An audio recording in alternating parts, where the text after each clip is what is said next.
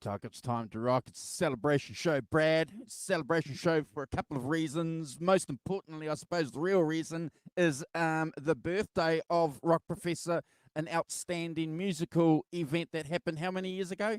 55? 55 years ago. Only. Only 55. I'm the only one on this show alive 55 years ago.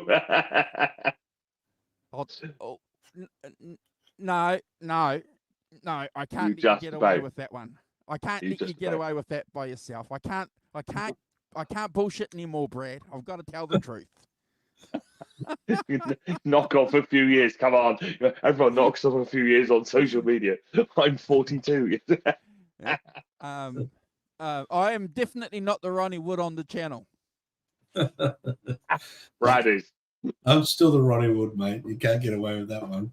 And Ronnie Wood is still Ronnie Wood after 45 years in the Rolling Stones, 44 years.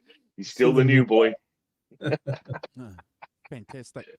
Good to see you, And if boys. we're still doing this in 44 years.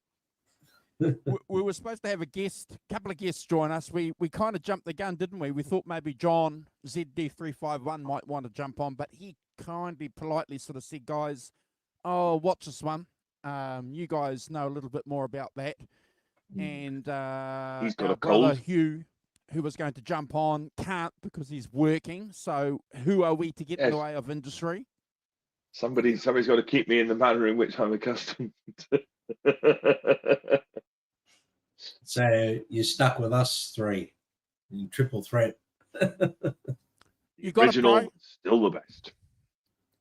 You got it. Yeah. So no rankings, folks. No rankings, just a general discussion. We've got some picks, obviously, that we want to throw up during the course of the show. We're going to hang around for a little while, talk a little bit, and share some experiences. I suppose one of the great things about this cultural event, Brad, I've seen on social media over the last couple of days, other people are talking about it. So it's good to see that people are picking up on it, Brad. Yeah. Oh, well. Standing back 55 years later, it's a very iconic festival. Let's be honest. We'll deep dive into it a little bit as we move forward, but extremely iconic. And there was some wonderful performances on the actual bill, but I think the one that resonates strongly, or with most people, is probably the Hendrix at Woodstock, the last performance of the festival. Yeah, for me, definitely. And we can talk about that. But before we sort of deep dive that, I think there's a couple of things, though, Brad. Thank you for talking about that, because that's going to be a big part of the conversation. Thank you, bro, for leading the charge last week on Toys in the Attic. I've been listening to a couple of other Aerosmith albums, Simon, and sort of just picturing and slotting in my head the significance for Aerosmith as an American band, Brad. Distinctly American. And I've had a couple of conversations with a couple of other guys who like this kind of music that we talk about. And we can't underestimate that. I know that we spoke about that, Simon, last week, but from an American perspective, Aerosmith hugely important, Simon. But absolutely. Kind of, I know they've been kind of labelled the American version of the Stones and stuff, and various other things like that. But not for their sheer longevity alone. They've been going for about 50 years, haven't they? Since they're announcing their retirement from touring. So that makes them an institution, really, because they've gone from that, early mid-70s, rock thing all the way through, and had hits all the way through as well. 40 years of hits. Yeah, I agree. They're pretty much, from an Australian perspective, you look at, say, bands like AC/DC and Rose Tattoo, and that's what I always saw Aerosmith for America was like their AC/DC or their equivalent to that, but maybe a little bit more sophisticated than just 3 or 4 chords a song. That's all, But that's how I always saw them, as their iconic, version of like AC/DC. we had here in Australia, everyone was like Akadaka, you know, AC/DC, Rose Tattoo, The Angels, and I see America's having Aerosmith in that same vein. You've hit the nail on the head, bro, and I think that's a very, very good point. 3 chords, a little bit more than 3 chords, and you know, I know the 3 of us kind of discussed it last week, and sorry for boring you folks, but it's important as far as sort of slotting rock and roll categories into place, because for all of us here, it was Led Zeppelin, it was these British bands, you know, that were the big centers of our lives, you know, the Stones, the Beatles, and Led Zeppelin, Brad, and then there wasn't a lot of American bands that kind of were in that category, but it's good to kind of touch that and see that a lot of the contemporary musicians now that are around our age were still sort of heavily influenced by Aerosmith, which is something that I never really understood. And No, I think that's right. Another thing to you know, tie Aerosmith into Woodstock. Steve Tyler met Joey Kramer, their drummer, at Woodstock. Yep.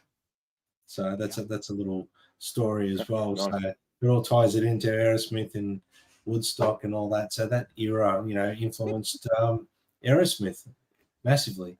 And awesome. Steven Tyler, I mean, arguably one of the greatest front people of all time, in my opinion. The band itself, right up there, yeah, equally as powerful as Led Zeppelin. Really, not comparing, but they had their own power and chemistry. They sounded phenomenal. They're just a fantastic band, and I'm really glad we did that album last week as a little celebration for Aerosmith. I too, Andrew, have been listening to a bit of Aerosmith this week.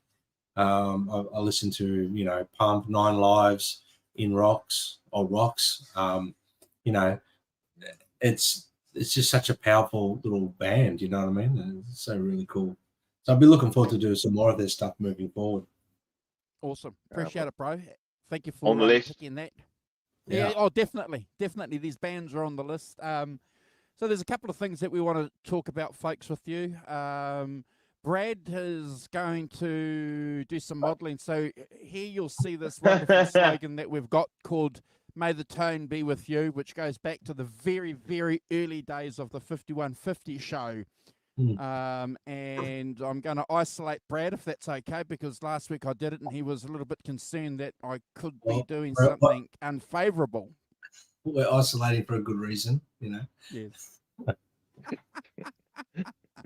So May the Tone Be With You is some T-shirts there that were associated with the channel. So I'm going to just put up here for you guys after a lot of requests from some regular viewers. We do have now a merch store associated with the channel. If you go to our YouTube page and scroll across the top there, you'll see store. And we've just discovered that depending on where you are, some of the items that we have on there may not be in your area. So we've got some T-shirts there, and we've got a mug design. And we'll be adding to that. We're going to have some mugs with Brad and mine and the Rock Professor's beautiful faces on there for you. So when ugly mugs on a mug's on a mug. Rock Professor, have you got your device there? Because you were showing us something that had something different on the merch store for your location. It just had the 2 mugs, didn't it? In the UK, it is only the mug currently. Not quite sure what that's about, but yeah, it is only the currently it's only the mug. I'll show you. See, if I go to store, that's what I get. See, just the mug. I don't get any of the T-shirts. Yeah. Okay, but it does say on the thing you put up, it does say, was it limited areas only or whatever? Yeah.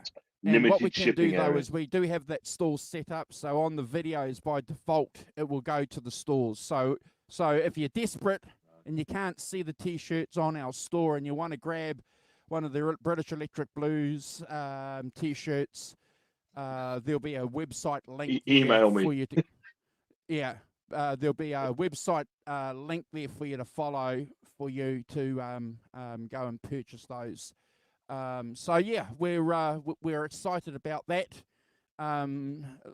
Bit of a nightmare setting that up. It's never easy. But yeah, we'll see how that goes, Brad. We'll see what happens. We'll change some of those designs and see what happens, brother. I reckon Dread race all online. Damn cool already, you know. Look pretty damn cool already. Pretty damn cool already. Thank you, bro.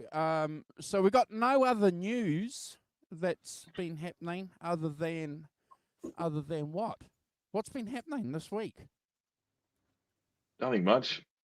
We've been getting on with ordinary stuff.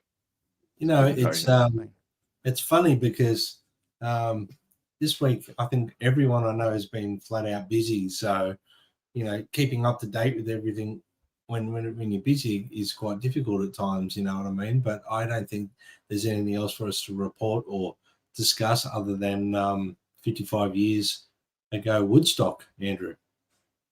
Yeah. And fantastic. Yeah. Yeah, and get yourself a t-shirt or a mug. That's well, yeah. Look, we have to ask people to do that because people want to do that, and we don't want to get accused here on the channel of, you know, that recently other channels have accused other channels of. We're not here for money. It's never been about money for us, but we have to make a sort of a caveat there. That the merch store is for you if you want to participate in the community. That's what it's about. It's it's not, please, a step yet for Brad to have his Greek island and for the Rock Professor to have a Mediterranean island as well. Villa in Italy would be nice. Yeah. I'd like to point out that the flow of money, as far as I'm concerned, there is a flow of money, but it's from me to you. Yeah.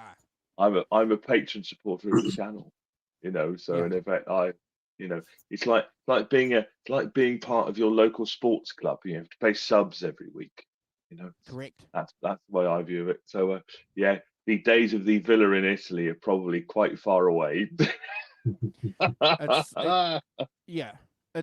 It's not going to happen, and we've mentioned this before on this channel. So, you know, we know obviously you guys watch a lot of other channels, and a lot of channels market their channels really, really well, and they take every opportunity to say, please do this, hit the super chats and stuff like that. You know, affiliate one links of the things. Sweetwater. Yeah. And it's, you know, if you want to support the channel, there's a way for you to find out how to do it. And we do get some super chats, Brad. You know, people on a replay would like the channel, and they'll give us a couple of bucks. So, you know, it's all appreciated, but it's not what we're about. And if you want to buy a t-shirt to support the channel, the opportunity is there for you. Yeah. I think it's like anything. I can remember, you know, for years, you know, I played in bands like Brad for years, you know, but little local cover bands, you know. People say, you know, do you make any money? No.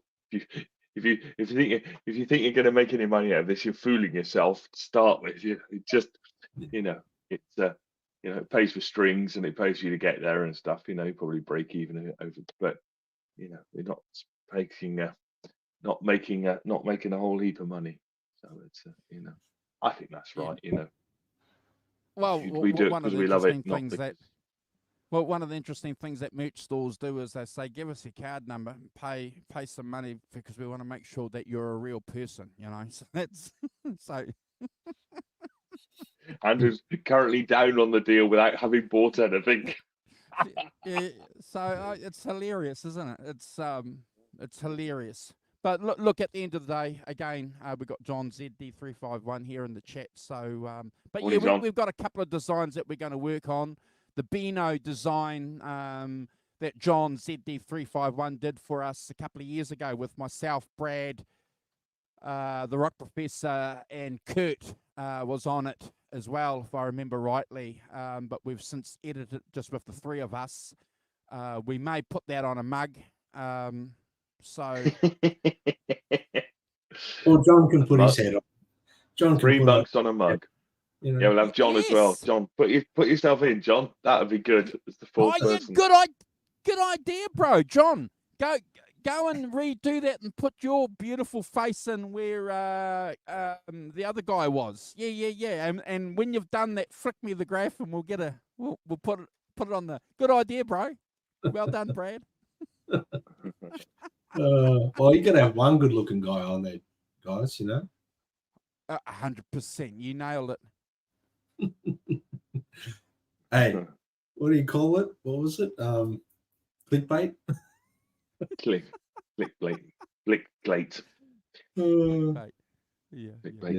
Yeah, that's definitely it. Yeah. How did I get construed that? Oh, because you were there. I might have to do a clickbait mug. I think you've got. Hey, and yeah, you've got the picture. You've got to do Brad doing that, and then you've got to do clickbait. Hey. Yes, absolutely. Yeah, that's it. Clickbait. What about the one of what about the one of Simon in his recreational weekends? Yeah. I've had to store that away to get some photos. But yeah, I know the one with the earpods. I have to dig that out. The earpods in the eyes that Holly did the mugs for us. I'm talking about the. I know. There's that picture of me as Scarface, isn't there? Yeah. With lots of. Oh my lord. Oh yeah. We've had some fun. Yeah. Do you want to do a shout out, Simon? And I suppose we'll open up the show to a chat. Yeah. So Tony Bone. Good morning, Tony. Hope you're well. Thanks for joining. Tony. John ZD351. He's got himself roped into something just by turning up, John. That's how you get roped into something. You turned up, you made it go. And Ellen, of course. Ellen told. Good morning, Ellen. Hope you're well. In sunny Melbourne. And those are all the people who've commented. And some bloke called Brad Cook, but I'm not counting him.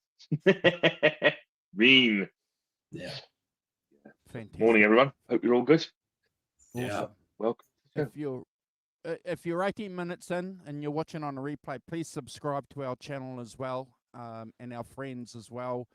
And like I said to you a couple of weeks ago, I'll include on every description some channel links to some of our friends for you to go and subscribe to them. So quickly, I suppose, 55 years of the Woodstock concert, Brad and Simon. We've all got experiences. We've all got thoughts and opinions about that music event. And we invite people in the chat as well to share as much of your thoughts and opinions about this while we discuss it as well. But Brad, because you're B and Simon is S, we'll go alphabetical. And he's C and I'm W. Yes, and that's not working for me alphabetically, whichever way you approach it.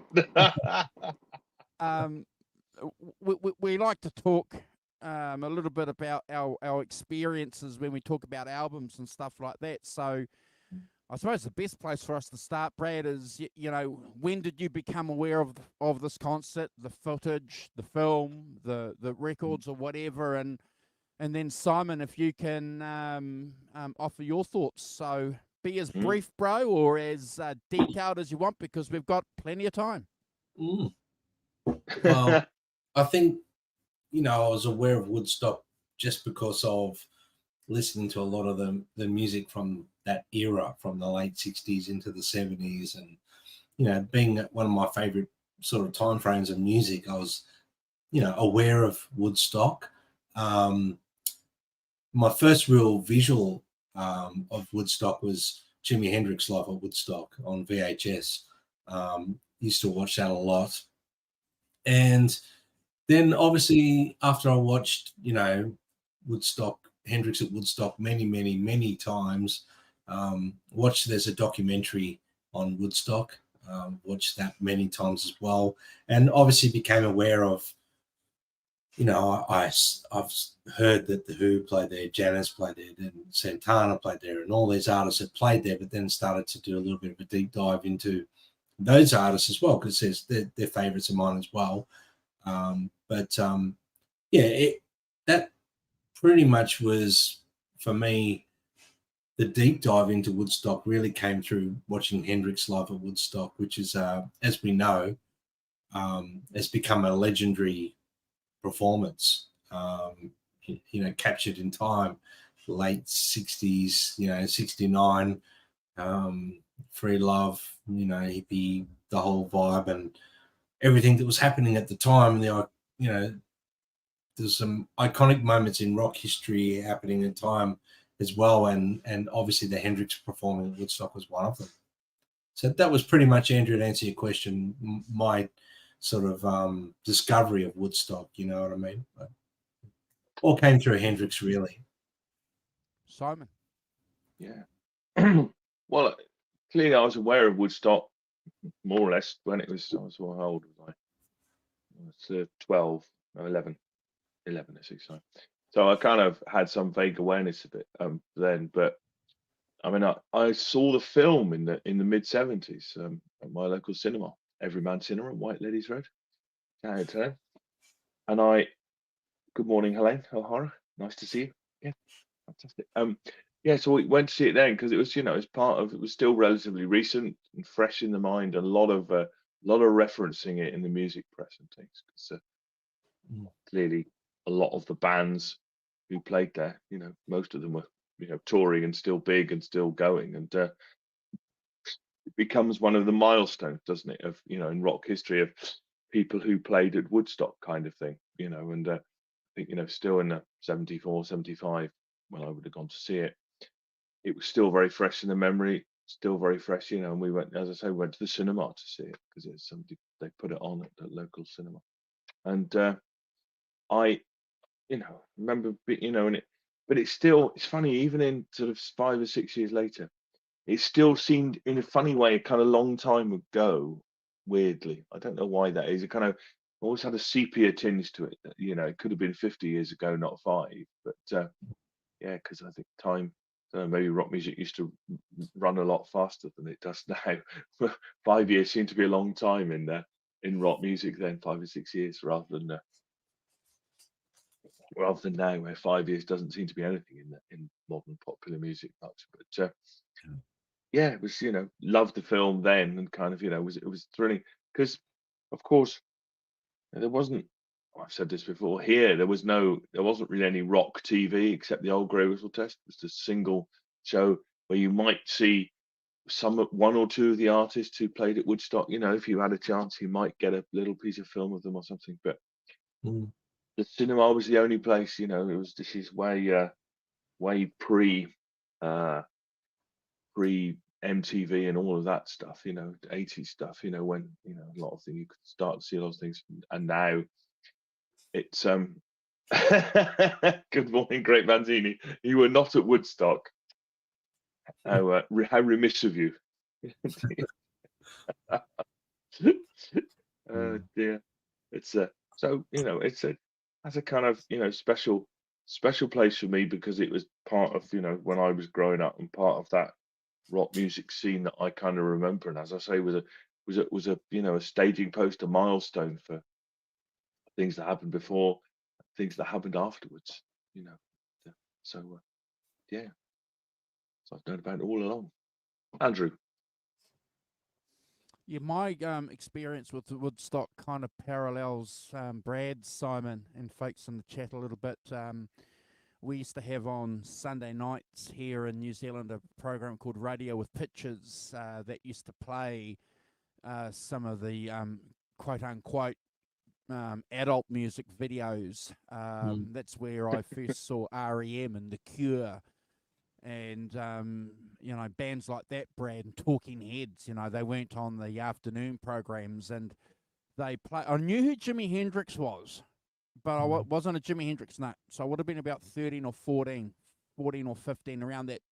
And then they played Jimi Hendrix playing the Star Spangled Banner at Woodstock, and it was very, very.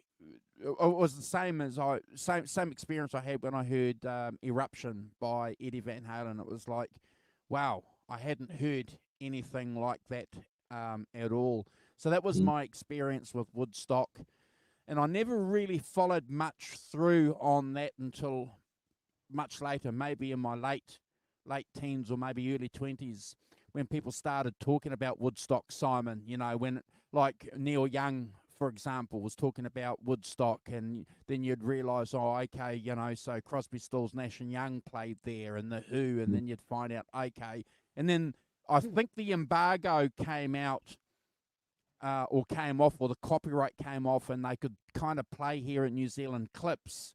And I saw Santana too on a TV program, the Santana set, and it was like, wow, you know. I never had the album, but I had the cassette tape with a majority of the gigs, and I do remember going with friends to go and watch the film on a Friday night, and you know, being bored by some of the acts, Simon and Brad, you know,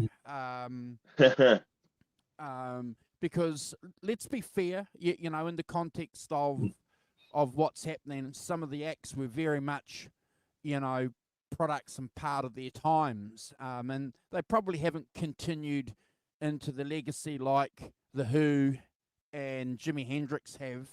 No disrespect to some of these acts, but, you know, that's my own personal opinion, Brad. No, you've got a very valid point there. I mean, some of the music that was played there was,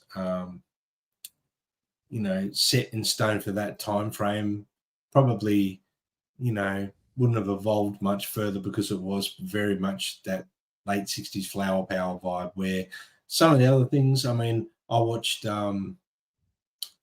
I've seen a fair bit of Santana's. Like you, Andrew, I've seen a lot of the other performances, and Joe Cocker. That was another one that really blew me away as well. Outstanding. That was an outstanding. I was about to say that outstanding performance from Joe Cocker. I think that might have been one of his very early, if not one of his first big gigs, really, and it sort of put him on the map as well. And there was a cinema that I used to go to, not used to go to, but I went to here in Melbourne, in Yarraville, that plays iconic movies, and you know, would all of a sudden one weekend be playing everything like you know, Rocky Horror Picture Show and things like just iconic sort of cult movies, and throwing them on.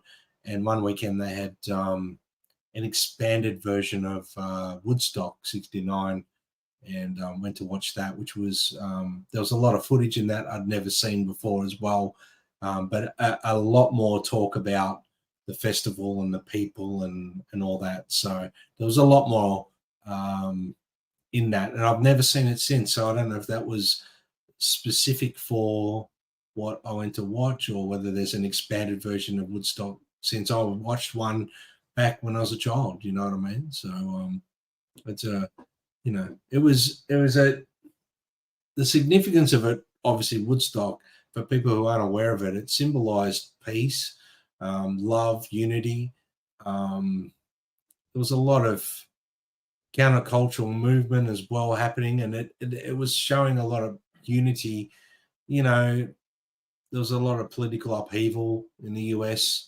So it was showing a bit of unity, and I think that was probably the key points of, you know, Woodstock at that time frame. You know, everyone was experimenting, everyone was, you know, free love, trying things to expand their minds and whatnot. So I think it was, you know, there was a lot of stuff going on, Vietnam War, civil rights movements, you know, questioning of authority, and they just wanted to have a peace and love and, you know, resistance to war type,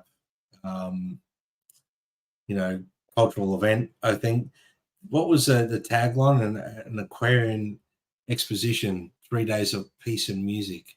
So is that what it was? Something like that. So Age of Aquarius. Being an Aquarian myself, I totally understand. And yeah, that's right. An Aquarian exposition, 3 days of peace and music. Yeah. But And did you, Brad? I wonder if did you catch the 1994 25th anniversary film? Do you yes, think? Like a director's cut. That was the director's cut. With a lot more stuff. That may have been the one I watched, Simon. I'm not sure. It was like I said, the cinema put it on, so I don't know which version of it was. But I went because I was, some people I went with. It was just like a cool thing to do. Oh, let's go watch Woodstock on the big screen, and experience it in the bigger sound and all that, and the stuff they showed. But yeah, that could be that exact one, Simon, that I watched at the cinema. Yeah. Well, it sounds like it with it. Yeah, it's got an extra half an hour in it. So, I think that might have been it. The one I watched at the cinema had a lot more in it, so that could possibly be the one. So, yeah. And the documentaries are pretty good too. There's a couple of documentaries that have come out as well, Simon, which go into the logistics of the whole thing, which, again, for a lot of us, put things into a little bit more of a different perspective, Simon and Brad, because I appreciate what you said, Simon, earlier, and Brad, you've just mentioned it now, that it was very much part of that manifesto for the hippie movement at the time, but it was very, very much too ran as a profit-making enterprise, Simon. There were investors there behind it. It was never started out to be a free concert, Simon. If you give me, boys, if you give me 2 seconds, I've got something here. So there's one of the tickets there. $7, Simon. Look at that, $7. As you know, it's one of my favorite things on this channel. To 3-day festival, $7. How much to go to Glastonbury these days? 300 quid or something. It's like, wow, it's unbelievable.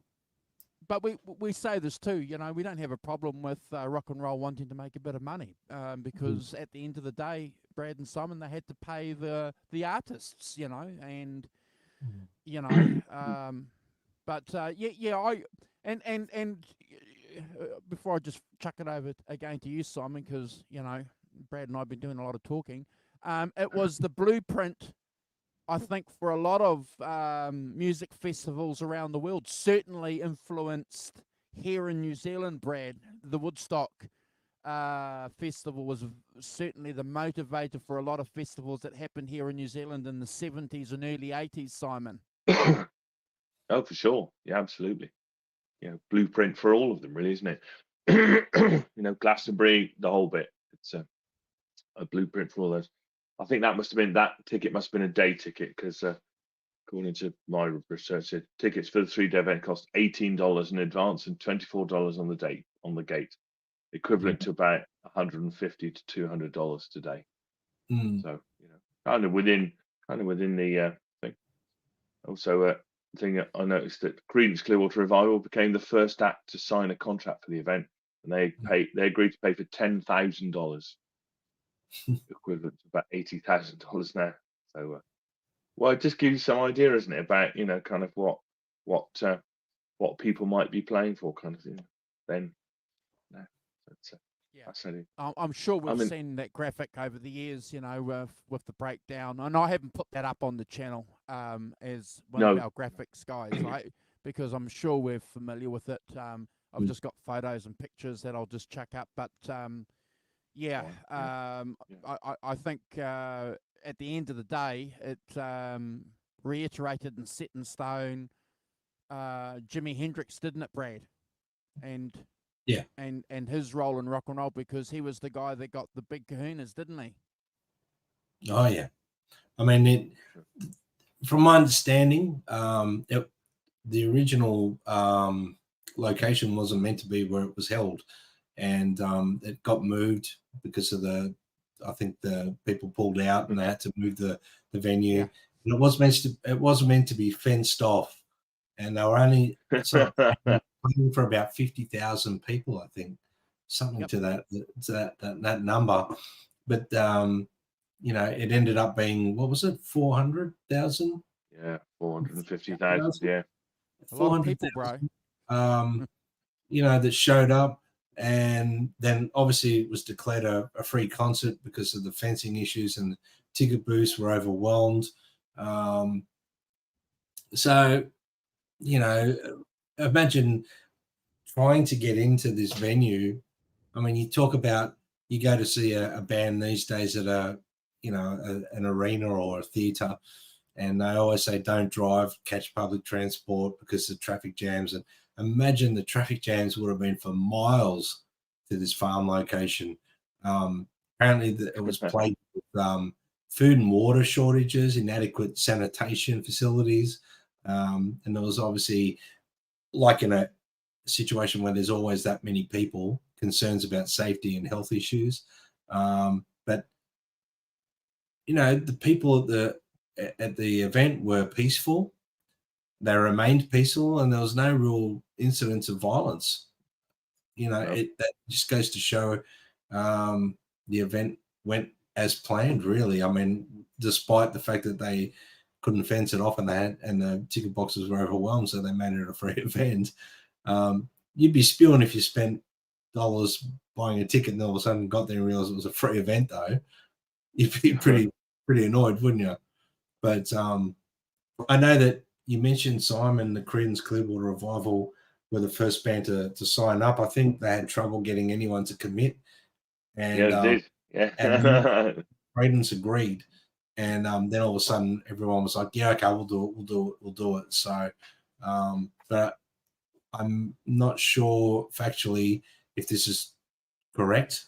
So forgive me if I'm not right here, but I believe Hendrix was the highest paid artist on the bill.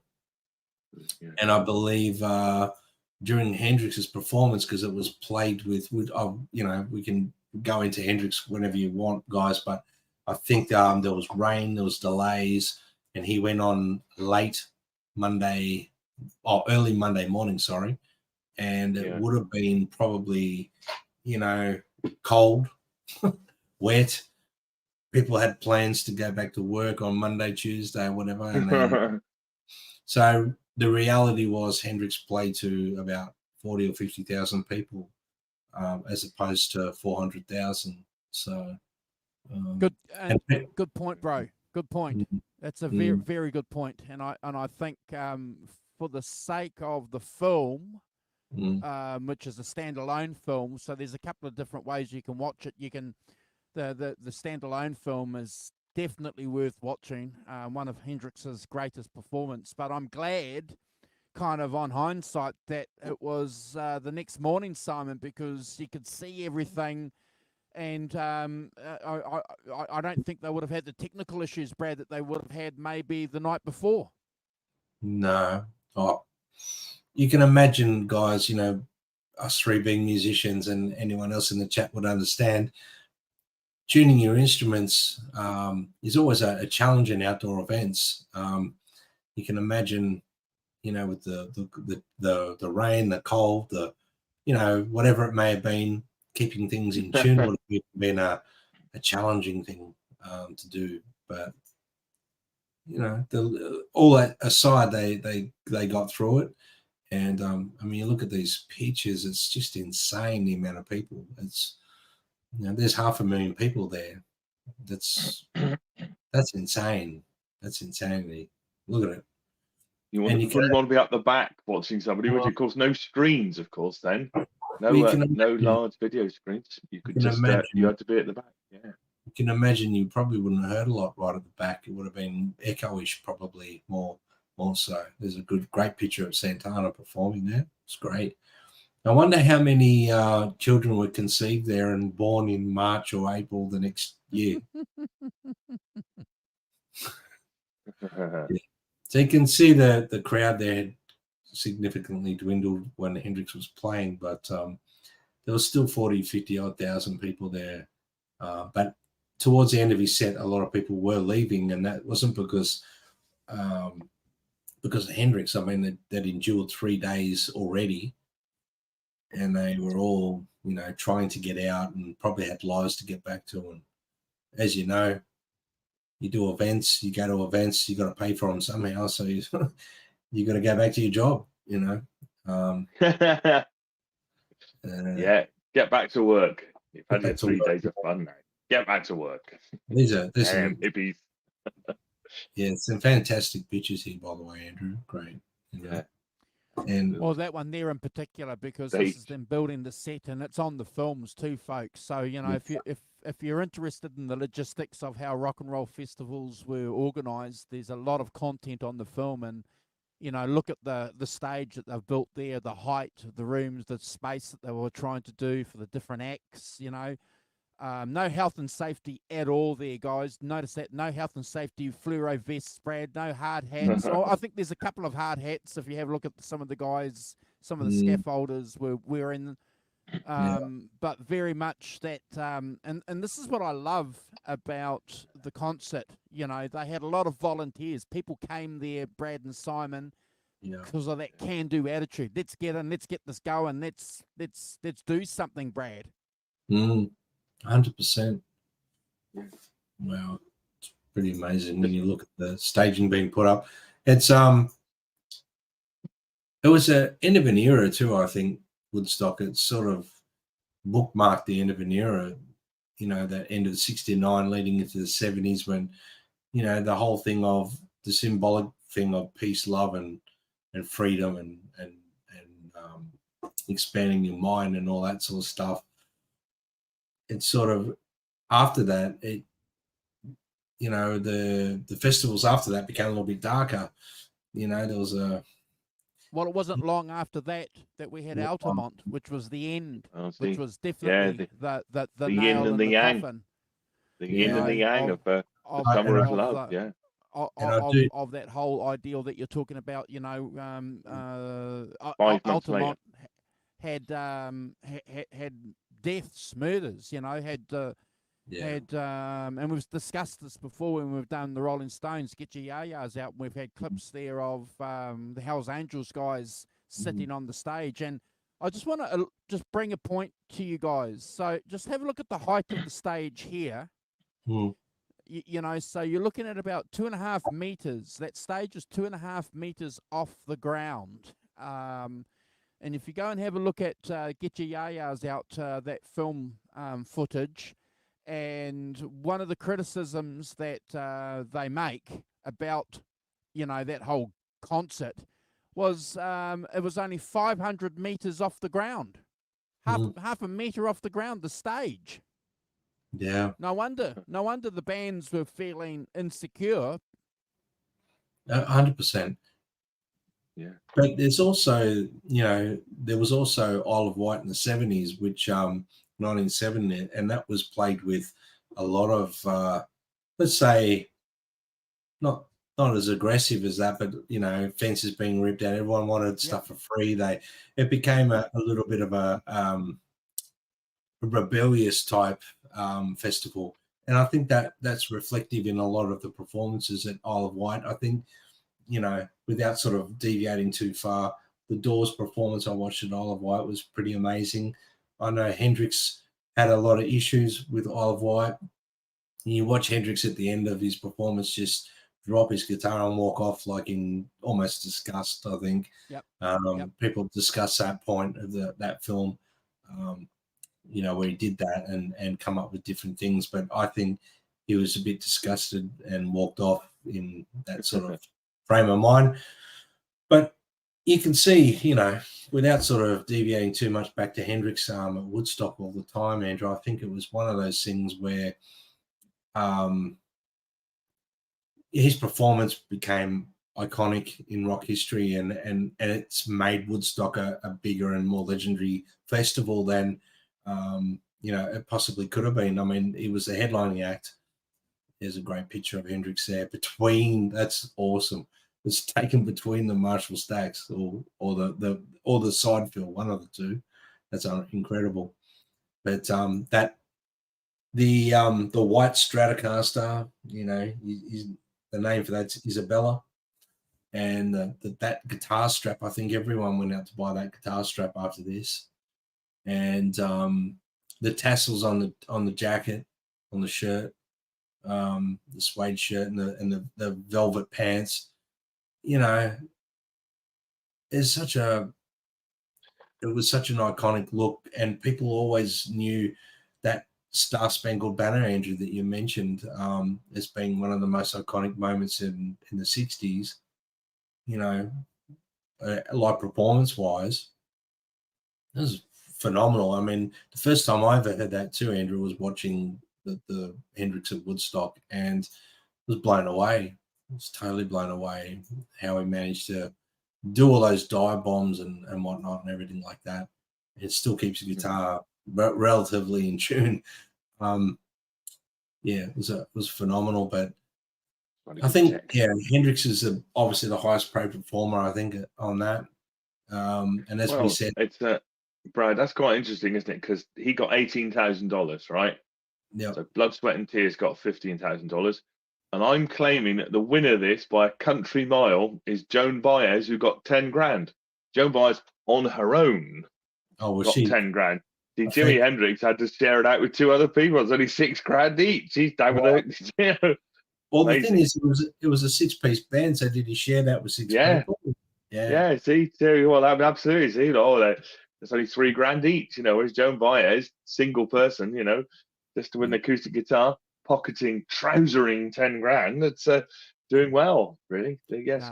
Creedence got 10 grand as well. Anyway, right up there. On a salary. It's funny you get further down and you've got people like Grateful Dead, 2.5 grand, $2,500.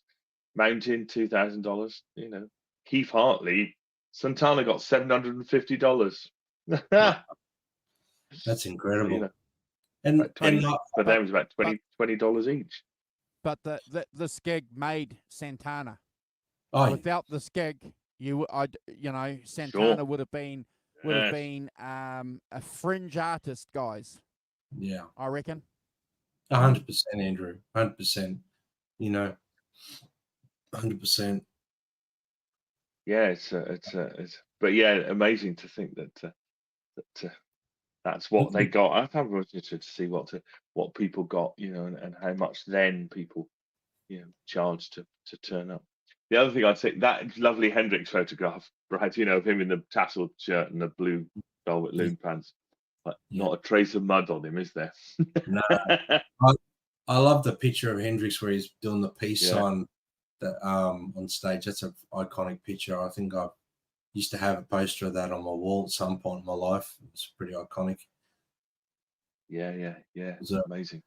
But, the other thing that I was struck by is that basically people played an hour or less. So even in 1969, they weren't extended sets. You know, so Santana played 45 minutes. Yeah, I think Hendrix's set was quite long. And an hour. 2 hours. 9 to 11. Sorry, I can't read my own. 9 to 11. He played 2 hours. Because long. They were jamming a lot as well, and I think that, you know, that may have had an effect on people. They were anxious to leave, and they were leaving hearing stuff, you know, that they hadn't heard before, just jamming. And you can hear Hendrix at one point. He addresses them all, and he's saying, "You can leave if you want to. We're just jamming." You know, it's Can you imagine the Grateful Dead being told you've only got an hour and 20 minutes? You get 2 songs. They did a 36-minute version of "Turn On Your Love Light," and then it went home. Yes, but yes, I hadn't realised that, you know, that people, you know, were playing an hour, basically an hour, half an hour. Credible String Band, half an hour. Keith Hartley Band played 45 minutes. You know, it wasn't except for Hendrix, pretty much. It wasn't, you know, anybody's playing over an hour. You know, very much still that short time scale. You know, and so 29 acts to run through, so they had to. You know, the Who played an hour. You know, Sly and the Family Stone played less than an hour. Amazing. Yeah. So John ZD351 and the chat and Carl make an interesting point, because I remember the first time I watched the Woodstock film, and I think Richie Havens he opened it, didn't he, guys? He's the first artist, and I remember him sitting there and I thought, wow, this black dude's really cool. He's gonna play some blues, and he didn't play blues. But what was very interesting is that he had a guitar and he was playing with his thumb. Guys, did you notice that? So he wasn't doing chords, Brad. Open tuning. It was open tuning. So he's sitting there and he's just doing that, and over with his thumb. And I remember thinking, going to school, going, what's he doing? Why is he doing that? That's cheating. Yes. Yeah. What's? But later on, you realise, and John makes a point there. You can see him, clearly. Yeah. Apparently, he was Richie Havens started because the original opening act was a band called Sweetwater. Anyone know Sweetwater? They were stopped by the police en route to the festival and were delayed. So he went on instead of them. And they went on third. Not Stillwater. Not from no, Almost not Stillwater. Famous. No, all right. Sweetwater. Who are they?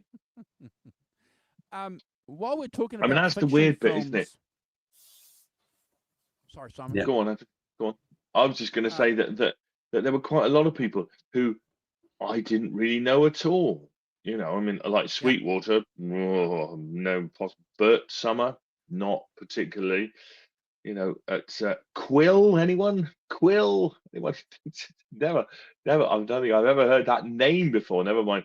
I think I've heard of Sweetwater as a name, but don't know anything about it. But these very odd kind of, sort of quite left field artists that were there. Country Joe. I knew Country Joe. I can honestly say I've not listened to any more than 3 or 4 songs. But talking about films, so I just want to flick this up, guys. Give me a second, Brad. Okay, so here's a film shot here of people on their way to Woodstock. In 2009, a film came out called Taking Woodstock. It's a Hollywood film, and it's about a young guy in Woodstock, and their parents own a hotel. Sorry, it's a motel, and how the motel becomes a central part of events around Woodstock, and it's based on real life experiences, Brad and Simon. How the locals went out there and gave food and water to the young people because they realized the young people weren't eating. So check that film out if you want a bit of Hollywood fiction behind what was happening in Woodstock. Yeah, I think I've seen. Recommend it. Yeah, you would have. Yeah, I think I've seen that. Yeah, I agree, Tony. I just saw Tony Bowen put a comment up there. Jimi did cop a lot of crap for playing that Star Spangled Banner on guitar, but why? Because why? It wasn't 100% correct, I guess, and it was his interpretation of it. But let's be honest, all artists, that do their own interpretations of things because they are an artist and that's what they want to do. So he's a proud American. I think he was patriotic too. He was in the war. Yeah. He served in the army. Yeah. So there's interviews with him talking about that. It's a really good point though that you brought up there, Tony. I think him playing that was everything that was going on in America because of the Vietnam War, and it was pretty impressive though. You think about how he was using feedback and the effects that he was using. I've got to say, like, the version of Fire on that is electric, and then Isabella is. I mean, the use of the Univibe. I love his Univibe sound, and I have to have a bit of a chuckle here. How we mentioned on one of the 5150 shows, I think it was, Andrew, about Van Halen releasing, some of the studio stuff and outtakes and this and that. And, like I mentioned, with Hendrix, it was great to hear, another version, even if it was in the studio of Hendrix playing something called a live version that bombed or whatever, because, wow, hear that Univibe he's using there is different to how he used it here, and like things like that. And I remember listening to his performance here at Woodstock thinking, my goodness, that Univibe sounds incredible. And the fuzz on Fire and all those sort of, that was just electric. I mean, I know in the mix you can barely hear, if at all, the other guitar player and the congas and things like that. I think they're completely dropped out of the final mix. Yep. I don't think they're in there. If they are, well, I can't hear them. I know that there was a couple of songs that never really made it. I guess from a perspective, I think a couple of the songs that were that didn't actually make, the cut of audio or visual. I think Larry Lee was singing on them. I think if I'm not mistaken, I read that somewhere.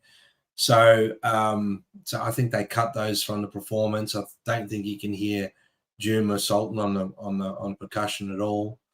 You can't hear Jerry on percussion. I know Mitch Mitchell watching, the Hendrix documentary on Woodstock talked about it and said that the band was a bit chaotic. It wasn't really well rehearsed,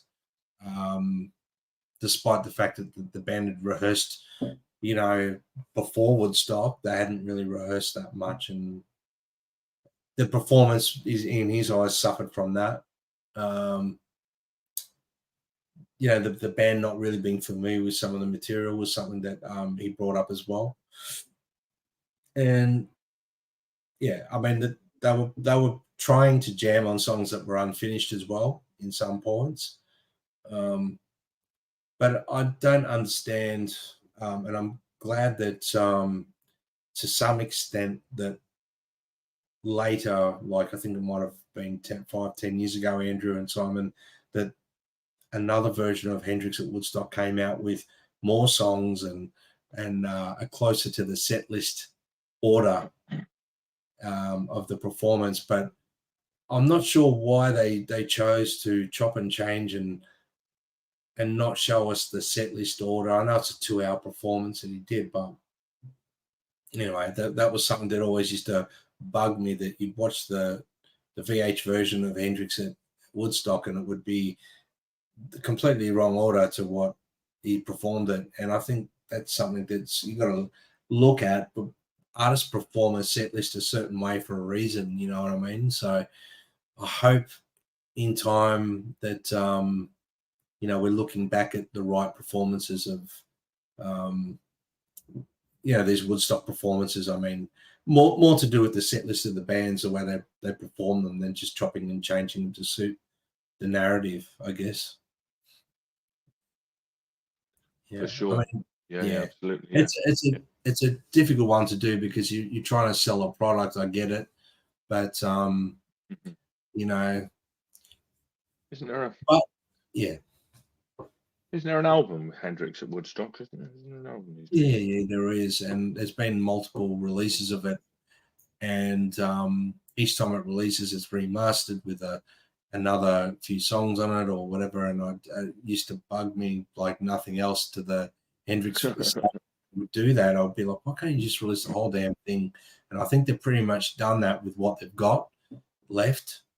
I think some more footage surfaced, Andrew, if I'm not mistaken, of Hendrix at Woodstock. So if you bought the latest version of Hendrix at Woodstock, it's got some black and white footage and they put the audio to it and they tried to sync it all up. And that's cool. That sort of stuff's cool. But my argument would have been, with Jimi, Hendrix and stuff like that. And why didn't you do it earlier when you probably could have had better quality footage, and some of it might have been more salvageable and waiting 50 odd years to do it, or 40 odd years to do it, whichever it was. So yeah.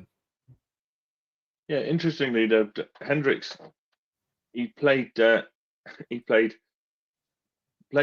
are 50 live recordings of Hendrix playing the national anthem. So it's something he did regularly, not something he did as an iconic thing at Woodstock. 28 of them were before Woodstock. So, clearly it's part of his set almost, and apparently it's part of a medley that lasted over half an hour with hits like Voodoo Child and Purple Haze in it as well. And then he just did this, bit in the middle that was the national anthem kind of thing. Yeah. But I think the reason for its iconic status is that him playing it and having all that feedback and the dive bombs and all the stuff in it is a musical representation of how he saw America. It's a proud nation, but there's all these there's troubles and there's wars and there's stuff, and all the feedback and the dive bombing and all of that to kind of disrupt the purity of the melody is a musical representation of that. Those difficulties and those the way that America's split culturally, age-wise and things. And I think that's why it's iconic, is because that's what it represents. It takes the purity of the national anthem, and it's and it kind of shreds it, musically, shreds the flag musically with all the feedback and the held notes and the bits, the dissonance and things. It's a fantastic representation of that as a thing. So I think that's why it's an iconic piece of musical history, and that's why, because it means so much more than just playing the national anthem kind of thing. Yeah. And within the as we look back on it as a historical fact, Woodstock being such an iconic festival, Summer of Love and all that stuff,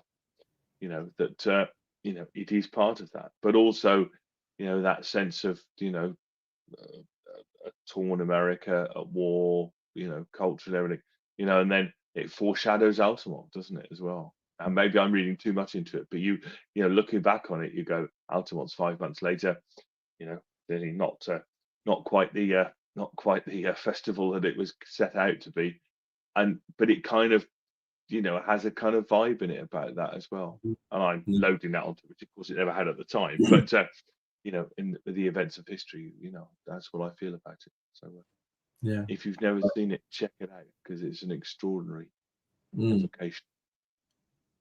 Did you guys notice that? Sorry, Andrew. I was just going to show that photo that Carl is asking us to show. So just give me a second, guys, and I'll load it up. Yes.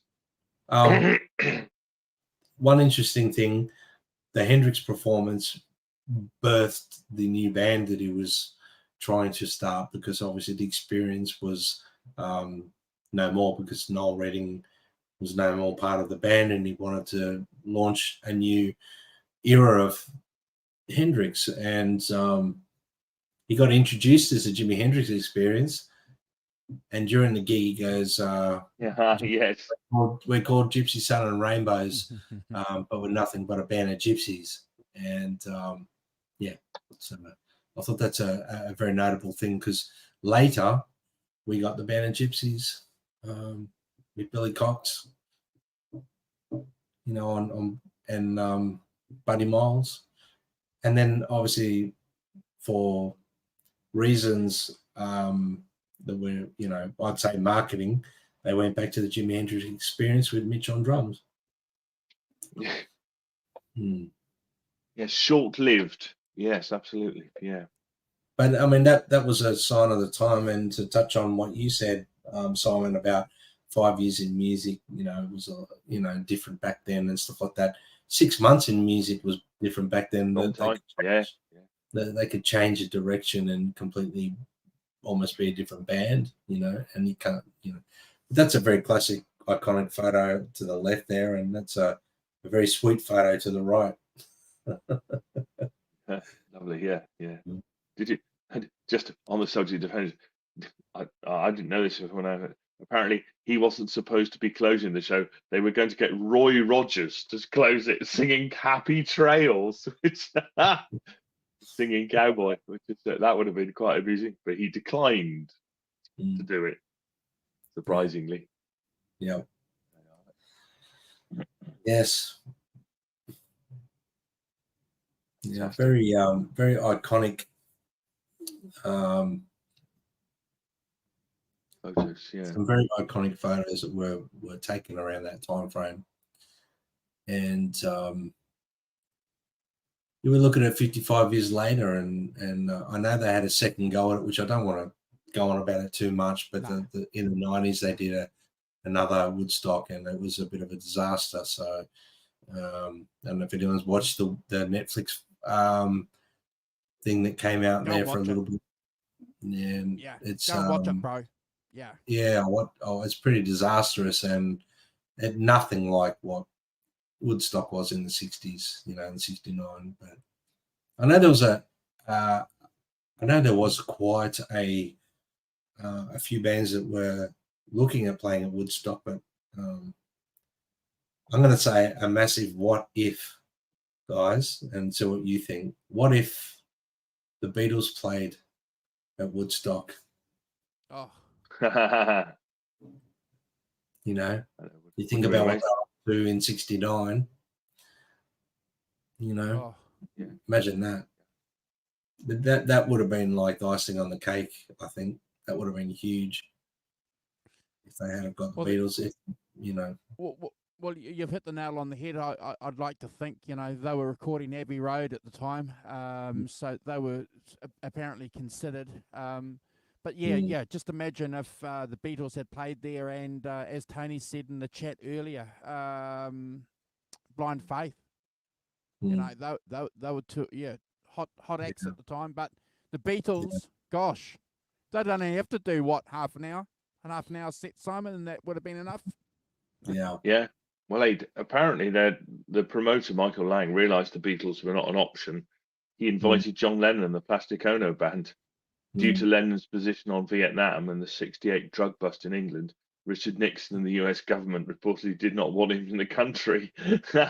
So Apple Corp sent a letter to the promoters offering the Plastic Ono Band. But the letter arrived as the promoters were losing the location in Walkskill. And so distractors did not allow arrangements to be finalised. So they kind of missed out. And you can only imagine if the Doors were on it. A good American band. They cancelled at the last moment. The Doors. Yeah, they're supposed to play. Yeah. I knew they were planned to be on it. That would have been an amazing one as well. They suit a festival vibe. The Doors. They had that whole festival thing. But that would have been amazing too. But yeah. I mean, the whole Woodstock thing, when you look at it retrospectively, I'm not sure, if they could have planned that, Simon, to be as sure, yeah. And I know the promoters struggled with the whole organisation of the thing, running it. It seemed a bit of a disaster, really, when you think about it. Logistics, this, that, everything that happened behind the scenes was a bit of a disaster. When you watch a film and you're thinking, my goodness, if they operated like that these days, they'd lose millions of dollars, But amazing that it was, and blueprint for, a blueprint for festivals moving forward. So that's fantastic. It's a great people who didn't appear. Clearly the Beatles and the Doors and everything. But I particularly liked Jethro Tull declined. According to Ian Anderson, he knew it would be a big event, but he did not want to go because he did not like hippies and had other concerns, including inappropriate nudity, heavy drinking, and drug use. I'm not turning up to that. So terrible. Yes. Yeah. Led Zeppelin were asked to perform, but their manager, I think this is typical Peter Grant, I said no because at Woodstock we'd have been just another band on the bill. Yeah. And that's never going to happen for Led Zeppelin. Yeah. They probably would have stood out though, like a sore thumb, because they would have been so good. That's what I'm guessing. But well, that's yeah. that's a biased opinion, being a massive Zeppelin fan. But yeah. Oh yes, absolutely. I agree with you, bro. I agree with you. Yep, there would have been a fight between them and Hendrix to close the gig. Yeah, would have been a phenomenal. Oh, a massive what if. Imagine if Hendrix got up to play with Zeppelin. Oh, yeah. Listen, I don't think there's. I can't think of any point. It's probably not true, but any point where Led Zeppelin had guests up to play with them. Do you think of any? Do you think of any where they actually had guests playing with them? Keith Moon got up once with Did he? Bonham. Once. Yeah, I think. Okay. I think. Yeah, I'm trying to rack my brain. Yeah, definitely no guitar players that I'm aware of. Did Roy Harper that's my point. I'm not sure the gig. So. I'm not sure, to be honest, about Roy Harper live. I'm not sure. But Carl is saying yes, so we're not gonna contradict Carl.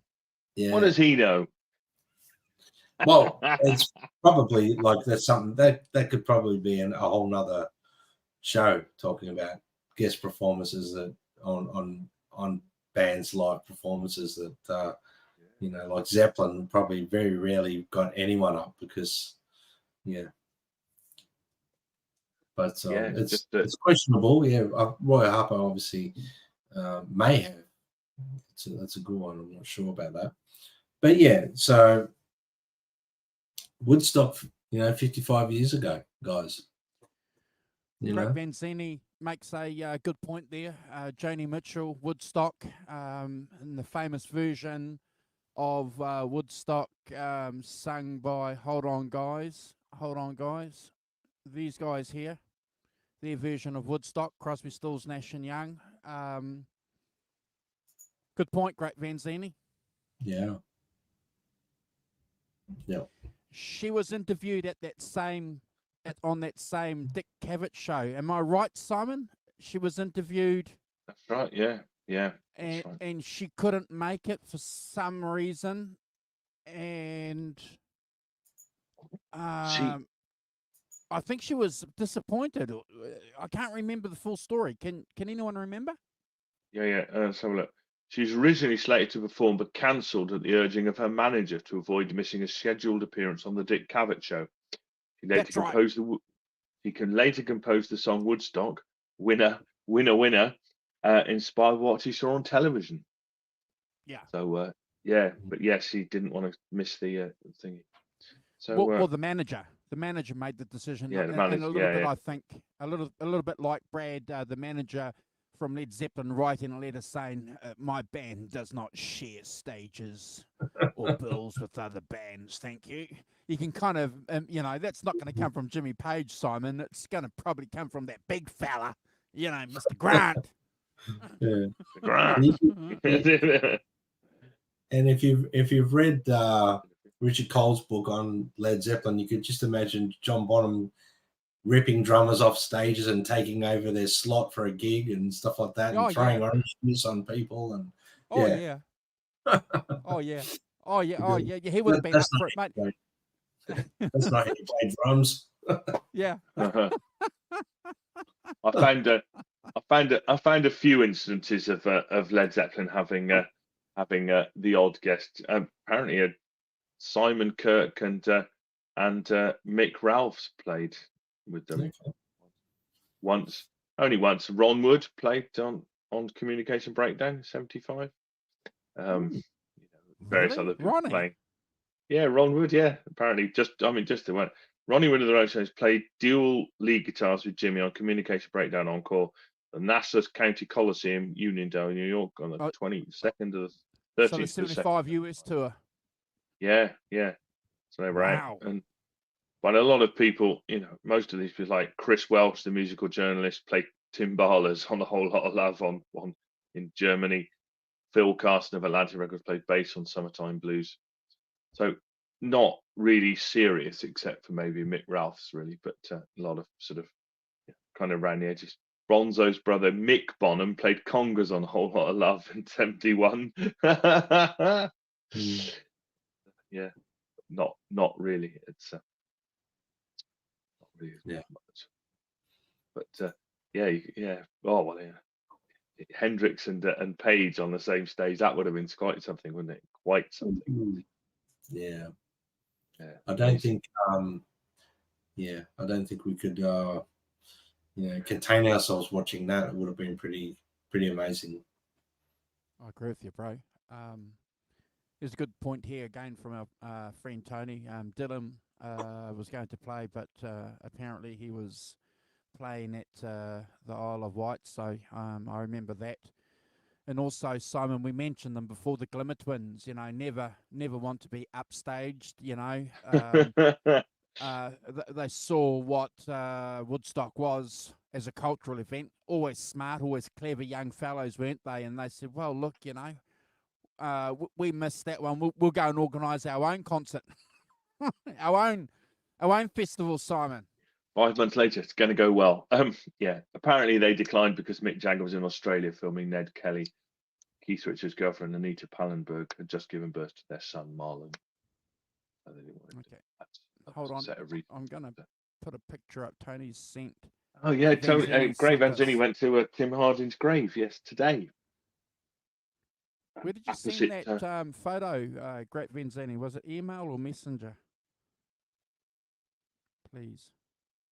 Oh, here it is. Here, he's emailed it to me. Give me a second, Simon. Local fellow, local boy makes good. Great Vanzini.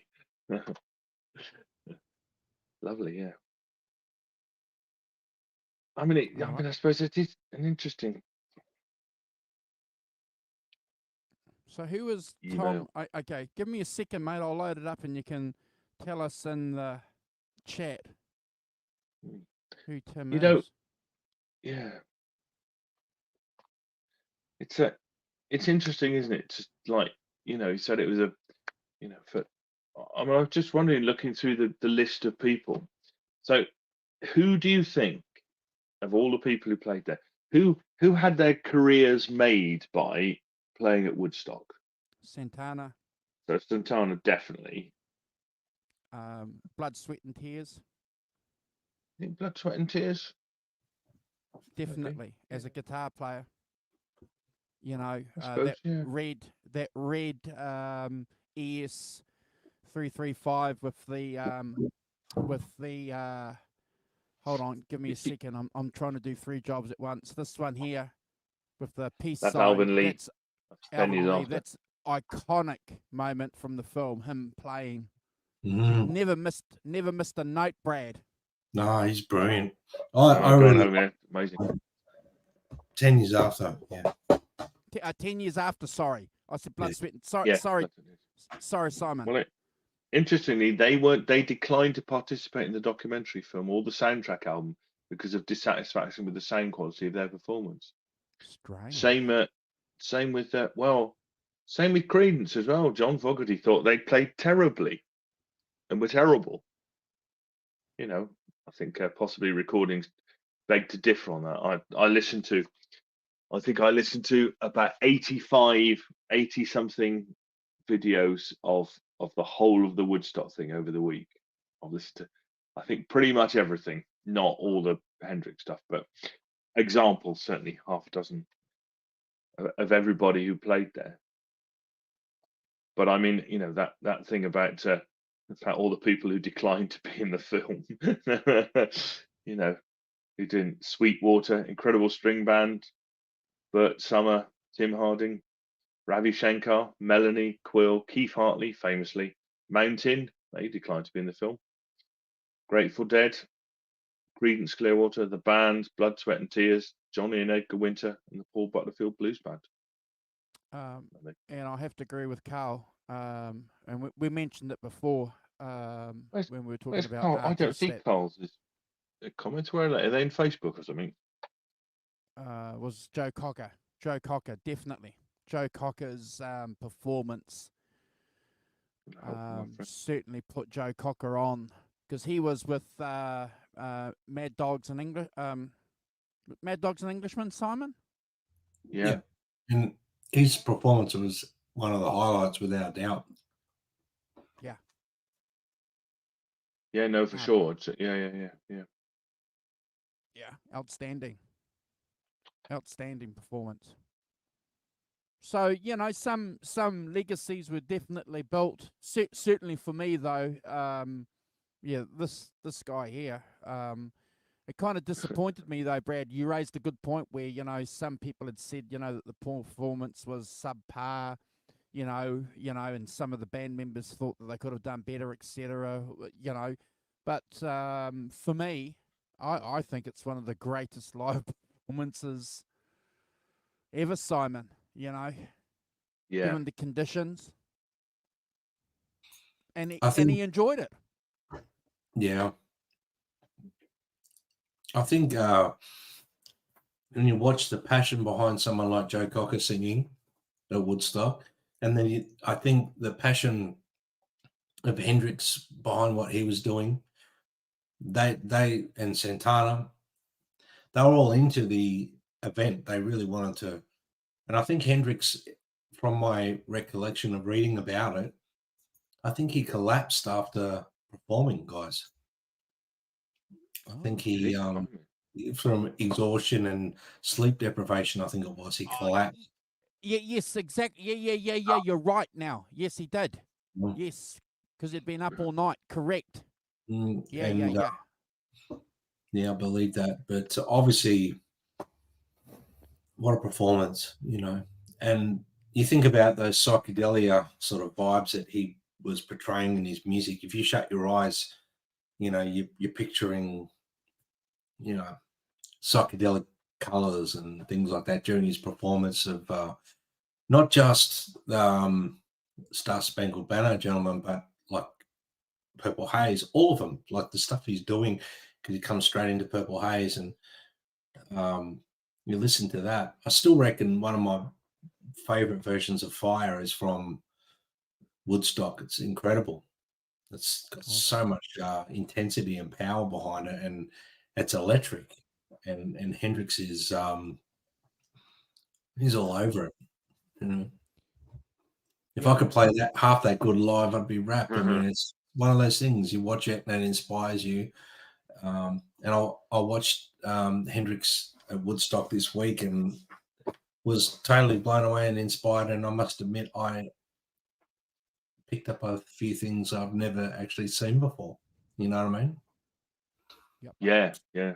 Oh, it's, you know, he's to me, he's an extraordinary performer, and, you know, for me, because I'm older, the greatest guitarist. And I think that just almost wild, feral, untamed attack on the guitar is just unequaled by anybody, really. You know, as you say, Brad, all those dive bombs and all that, you know, extraordinary carrying on, the showmanship, and yet the extraordinary passionate feel of the playing, you know, how much is in it, not only technique but also feel as well. That combination, I don't think it's ever been equaled. That's not necessarily the most popular opinion on this channel, but you know, because I agree. that, I must admit, for me, the most iconic guitar player, really, in my world. I must admit, when you're watching Woodstock, I mean, that's really the first time people have seen, since Jimi Hendrix was successful with the Experience, it's the first time you've seen Jimi with a bigger band and a different bass player. So you could really identify, watching the performance at Woodstock, how integral of a part Billy Cox was to Jimi Hendrix's music. And I know he wasn't there from the start of his career, but he was there before the Experience, so he knew Hendrix is playing backwards. He knew exactly where Hendrix was going to go. You can see quite clearly and hear it. Billy Cox is pulling Hendrix back into the right part of the song in some parts, because it's like Hendrix is off on a tangent doing something, and then Billy Cox kind of just pulls it back and into the appropriate part of the song. in a lot of the jams, especially, guys, that I was watching.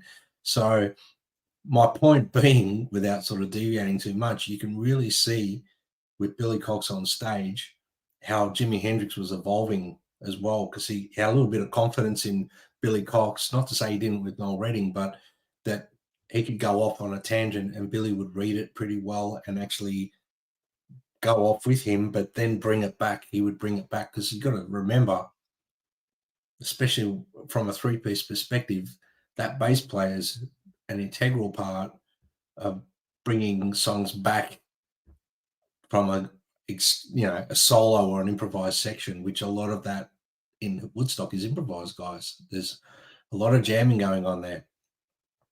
So yes, Carl, Yep. Improv.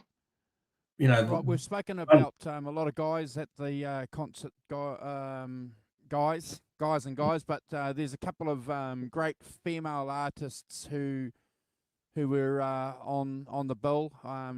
Janis Joplin was there and had a party backstage.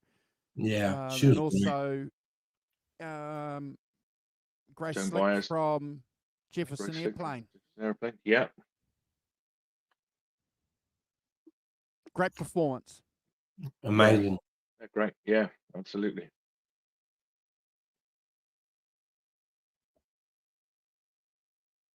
Yeah, as I said, Joan Baez probably did best out of it with a 10 grand on her own.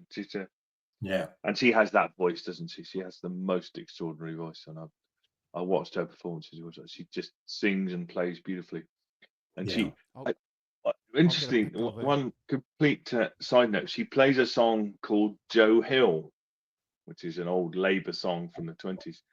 The opening couplet of which, "I dreamed I saw Joe Hill as plain as you and me," which, if you're a Dylan fan, the first track on John Wesley Harding starts with, "I dreamed I saw St. Augustine as plain as you and me."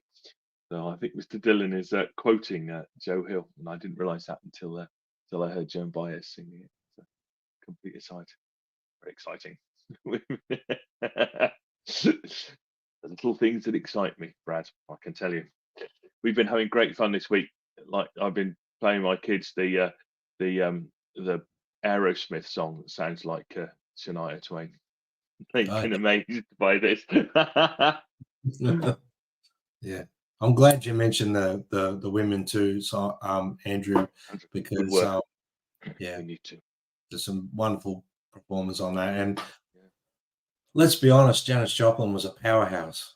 I mean, her vocal, like if you put soul and blues together, and you talk about gospel style singing. Something quite remarkable with that one. She was, she was amazing. Really, we should do a Janis album at some point. On the list. On the list. That'll make the females in the chat happy too. I think to have a female in there. Yeah. Awesome. All right, guys. Amazing. I think what we'll do is we'll probably wind up, because I think we've done a pretty good show, guys. We sort of thought maybe we'd do an hour and a half, and I'm looking at the clock. Yeah, sounds great. Hour and a half. So always a pleasure hanging out with Brad and the Rock Professor. We're going to do this on a semi-regular basis, just getting together with you guys here in the chat, and we've got 20 people watching. So thank you for joining us. We appreciate that, and these significant little events, Simon, that happen, these milestones that, gives us a great opportunity, doesn't it, guys, to get together and spend an hour and a half, 2 hours just talking about things like rock concerts. Absolutely. But besides someone passing away, which is something that we obviously do. So this is like a bit of a celebration, Brad. Yeah, and I know that there's probably people out there that know a lot about Woodstock as well. And if there's anything that we've missed, feel free to comment to us yeah. you know, put it in the chat there, or in the YouTube comment section, or you can DM us. I was going to say personal message, but you can. I'll get with the times. It's called DMing. You Slide can into your DMs. You can slide into Andrew's DMs or mine or Yeah. Simon's and ask us to come on the show. And you don't have to come on for 2 hours or hour and a half if you don't want to. You can come on and talk about it for half an hour if that's all you want to do, and talk about, if you've got a lot of knowledge of this stuff, that's that's the whole point. We want to share that with everyone. Yeah, from a fan's point of view, guys, from a fan's perspective, and I think that's particularly the strength that we have here with our community, guys, that we're just coming from a fan's perspective. We've always said it, haven't we, from the word go. We're just like down at the pub, Brad with his pint, Simon with his 10 pints, and Andrew with his Diet Coke. With my Pims. Just doing what what you do. Just talking about music. We got Carl in the chat, and we used to work together, and we didn't do any work. We just used to talk music.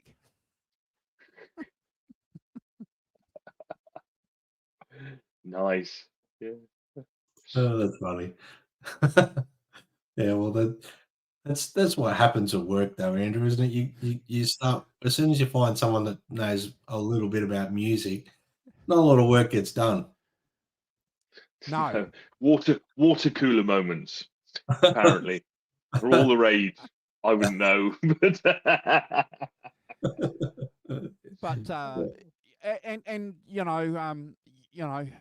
it's like I say, it's a pleasure hanging out with you two guys, and having some great comments here in the chat from our regular family members here. It's good to have Great Vanzini jump in, with us, and Tony, thank you for your contributions. Tony, if you ever want to come on and hang out with us, as Brad said earlier, there's always an opportunity for you to do that. So speaking of hanging out and hanging out, so not this weekend, sorry, not this week coming, the week after, we are going to be hanging out with Simon Hosford from Melbourne, and we're going to be celebrating Live Without a Net Bro. Yeah, I'm looking forward to that. I'm going to, in preparation for that, I'm going to start watching Live Without a Net again, just to just in case you missed something. Look, I'll be honest with you, Simon. I've seen it that many times; it's hard to watch all the time now. I was rather cheekily saying that. I'm sure you've watched it a load of times. I'm not. Yeah, but it's one of those things that I go through stages with music. I can listen to like the Beatles for that much, or sometimes I need a break. Led Zeppelin, all of them, I do the same. I have a break from them, and then when you come back, you're like, oh, why have I not been listening to this? That's why I do it. Yeah, great. I get. And just a plug for that for Simon Hosford playing the Eddie Van Halen thing. I did watch it. He's incredible, Simon Hosford. I just take my hat off to him, for doing it such a brilliant way. For me, I couldn't tell the difference. I know nothing of these things, but it looked extraordinary to me. The way, clearly the amount of research and in depth he's gone into it to be able to do it the same. Just amazing. So hats off to you, Mr. Hosford, for that. Outstanding. Yeah, I reckon that's a world time first. What's been done there, what he's done. I don't think anyone's done that before. Nope. No, I don't think so. A young guy from the UK has put a video up a couple of days ago, just playing parts of that solo, teaching it. The young guy, you know who he is, that young English fellow who's pretty hot. Okay. Yeah. But Greg Zeppelin, no, we haven't done the last waltz. We've discussed that when we did the Band of Brothers. We did a tribute, didn't we, to Robbie Robertson. So, but that's definitely on the list. Cameron Cooper, that's right. John ZD351 has nailed it, and I think he was inspired by Simon Hosford. Yeah. I think he was inspired by Simon to do that. Who's got the pick for next week? It's me. Awesome. And in honor, I'll take what Helene was saying in the chat earlier, and let's do I'm going to not to choose the album she wanted, but I'm going to choose Abraxas by Santana. Fantastic. Because I have a particular connection to Abraxas by Santana. So Beautiful. yes, next week album we will do. Helene, I hope that's all right. We're going to do Santana. I'm going to do Abraxas because, as I say, I have a particular thing. Yes, next week will be Abraxas. Yeah. Okay. Awesome. All right. Awesome. Forward to that. Yeah, that's brilliant. Gretch just saying that he'd come on and discuss, but his manager won't let him because he needs a social media platform all by himself. You see, he can't. He be needs to get one of those. Yeah. Like The like last Led waltz. Zeppelin. Great. Yeah, my Yeah, boy's going absolutely. on his own platform. Stand aside. Yes, my boy Gretch needs his own platform, all of his own. Gretchville. That's okay. We'll get over it, Gretch. Won't we? We'll get over it, eh, Brad and Simon? Yeah. Slowly. That's it. John, how can I choose them in the wrong order? What have I got to start with the first one? Is that what you're complaining about?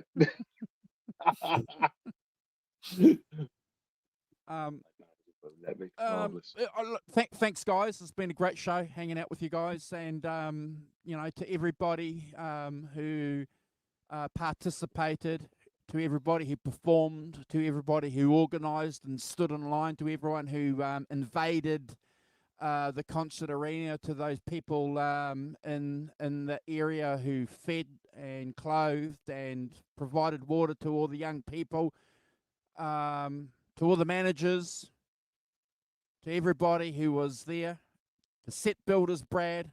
Gosh, the list is endless of people who were there to give us this cultural event for us to talk about 55 years later. Thank you very much. Yes. To everyone involved. Amazing.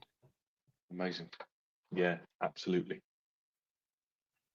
All right, guys. Can't do without them, can you? That's the main point. That's it. And thank you for watching us.